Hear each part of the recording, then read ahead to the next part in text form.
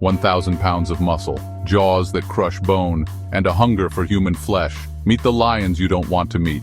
The African sun beat down on the savannah. A lioness dozed in the shade, seemingly indolent. But this image of lazy majesty is deceptive. Lions are apex predators. They are designed to kill. Their roars, echoing across the plains, are a chilling reminder of their power. While we admire their beauty, we must never forget the danger they pose. Lions are not just majestic symbols, they are wild animals driven by instinct and sometimes desperation. Lions have been stalking and killing humans for centuries. These attacks are not always isolated incidents. In some regions, they are a terrifying pattern. Lions have learned to see humans as prey. This is not an indictment of the species, but a stark reality that demands our attention. Our fear is not misplaced. It is a survival instinct that has protected humans for millennia. The lazy lion is a myth. Lions are opportunistic hunters. They conserve energy for the chase, for the kill. Their lethargy is a mask, hiding the muscle and instinct of a predator. And when hunger strikes, that mask is shed. Their powerful limbs, sharp claws, and bone-crushing jaws are tools of survival. We must acknowledge this primal power, this capacity for violence in order to coexist. The stories of man-eating lions are not folklore. They are chilling reminders of the delicate balance between humans and wildlife. As we encroach on their territory, the line blurs.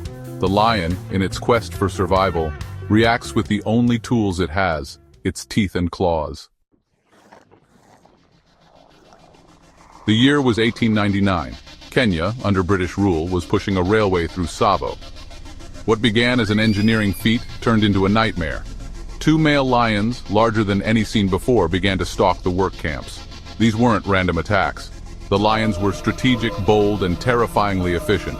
They dragged men from their tents, their roars echoing through the night. Over 9 months, the Tsavo man-eaters, as they became known, terrorized the railway project. The death toll is debated, with estimates ranging from 35 to over 130. The impact, however, was undeniable. The workers were afraid. The project came to a standstill. These lions were not just killing for food. They were hunting humans, seemingly for sport. The British engineer in charge, John Henry Patterson, finally hunted the lions down. He shot and killed the first one in December 1899, and the second 3 weeks later. The relief was palpable. The legend of the Tsavo man-eaters, however, solidified. Their story became a chilling example of the potential for lions to turn on humans. The skulls of the Tsavo lions are now on display at the Field Museum in Chicago. They serve as a stark reminder of the power of nature. They challenge us to understand why these lions and others like them developed a taste for human blood. The answers are complex and require us to examine our relationship with the natural world. Tsavo is not an isolated incident. Across Africa, there are other chilling tales of lions preying on humans. In Tanzania, during the 1930s and 40s, a pride of lions terrorized the Nyambe region. Over 1,500 people were killed before the pride was finally eliminated. This was not survival. This was systematic hunting of humans. More recently, the Mapogo Coalition, a group of 6 male lions in South Africa's Sabi Sand Game Reserve, gained notoriety. Known for their size and aggression, they killed and even ate lions from rival prides. While there's no confirmed record of them killing humans, their dominance and brutality sparked fear. These examples, scattered through history and across the continent, highlight a disturbing trend.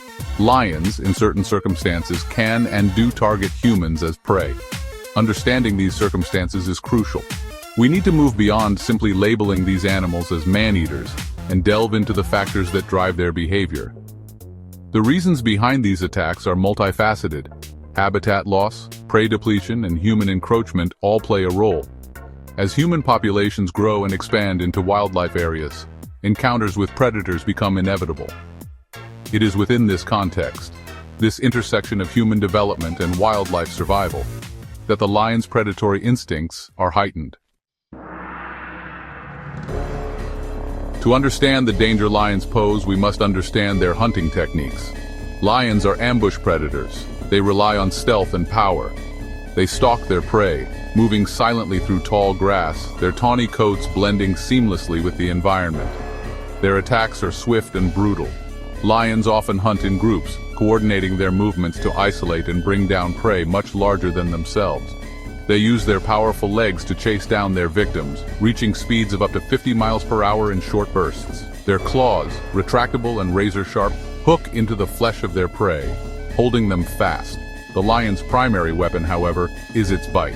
Their jaws can generate over 1,000 pounds per square inch of pressure, easily crushing bone. A bite to the neck, severing the spinal cord, is a quick death. Lions are efficient killers. Their methods are brutal but effective, honed over millennia of evolution. This predatory prowess, while essential for their survival, is also what makes them so dangerous to humans. We are not their natural prey, but we are vulnerable nonetheless. Our size and strength are no match for a determined lion. Their hunting techniques, so perfectly adapted for the savannah, can be just as deadly in the proximity of human settlements. Lions are the only cats that live in social groups called prides. A pride typically consists of related females, their cubs, and a few adult males. The females do most of the hunting, while the males protect the pride's territory. This social structure is complex and fascinating. Within the pride, there is a hierarchy. The dominant male, often identified by his dark mane, has breeding rights to the females. He is responsible for protecting the pride from rivals and predators. However, this dominance is often challenged, and fights for control can be brutal. Understanding lion social structure is key to understanding their behavior. Young males, for example, are often driven out of the pride to fend for themselves. These nomadic males are responsible for the majority of attacks on humans. They are desperate, hungry, and lack the experience of older lions in choosing prey. Furthermore, disruptions to this social structure, often caused by human activities, can lead to increased aggression. When prides are fragmented due to habitat loss or hunting, lions are forced to compete for resources, making them more likely to view humans as a threat or a potential meal. Lions are facing increasing pressure from a shrinking habitat. Human populations are expanding, pushing into lion territories. This encroachment leads to habitat loss and fragmentation. As their natural prey becomes scarce, lions are forced to look for alternatives. Climate change is also playing a role. Droughts are becoming more frequent and severe, further depleting prey populations. This creates a cycle of desperation. Hungry lions are more likely to take risks, venturing closer to human settlements in search of food. This intersection of environmental pressures and human encroachment creates a perfect storm for conflict. Lions, driven by hunger and desperation, are more likely to view humans as prey. This is not malice, but survival instinct at its most basic. We must understand that lions are not evil creatures. They are wild animals trying to survive in a world increasingly dominated by humans. We have a responsibility to mitigate the environmental pressures that lead to these conflicts. Conservation efforts, aimed at preserving habitat and mitigating the effects of climate change, are crucial not only for lions but for the future of all species, including our own. The front lines of the human-lion conflict are often rural communities living near protected areas. Here, people and lions often compete for the same resources. Livestock become easy targets for lions, leading to retaliatory killings by farmers protecting their livelihoods. In some cultures, killing a lion is a rite of passage, a symbol of bravery. This tradition, coupled with the fear of livestock loss, fuels the cycle of conflict. It's a complex issue, rooted in cultural practices, economic hardship, and the very real danger posed by lions. The fear of lions is palpable in these communities. Children are warned not to wander far from home. People travel in groups for safety. The presence of lions casts a long shadow over daily life, creating an atmosphere of anxiety and fear. The conflict between humans and lions is not a simple one. It is a nuanced issue with no easy solutions. It requires understanding, compassion, and a commitment to finding solutions that protect both people and wildlife.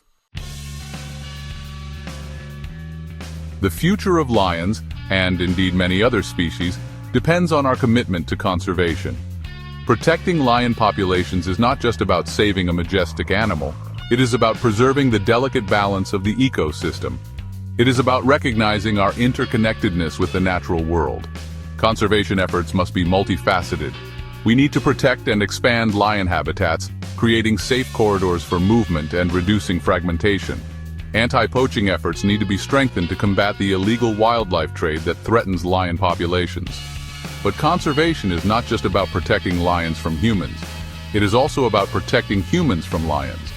This means implementing strategies to reduce human-wildlife conflict. Community education programs can teach people about lion behavior and how to reduce the risk of encounters. Sustainable livestock management practices, such as predator-proof enclosures, can minimize the risk of lions preying on livestock. Compensation schemes for livestock losses can alleviate the economic burden on farmers and deter retaliatory killings. The roar of the lion, once a symbol of wild Africa, is fading. Lion populations are dwindling. Their future hangs in the balance. We can choose to be passive observers, watching as another species edges closer to extinction. Or we can choose to act. Supporting conservation organizations can make a real difference. These organizations work tirelessly on the ground, protecting habitats, combating poaching, and educating communities. Your donation, no matter how small, can contribute to these vital efforts. Educate yourself and others about the plight of lions. Share their stories. Challenge the myths that perpetuate the conflict between humans and wildlife. Become an advocate for conservation, for coexistence. The future of lions and our own depends on it. Let us not be remembered as the generation that silenced the lion's roar. Let us be the generation that heard their call, understood their plight, and rose to the challenge of protecting them. Let us be the generation that chose coexistence, that secured a future where both lions and humans can thrive.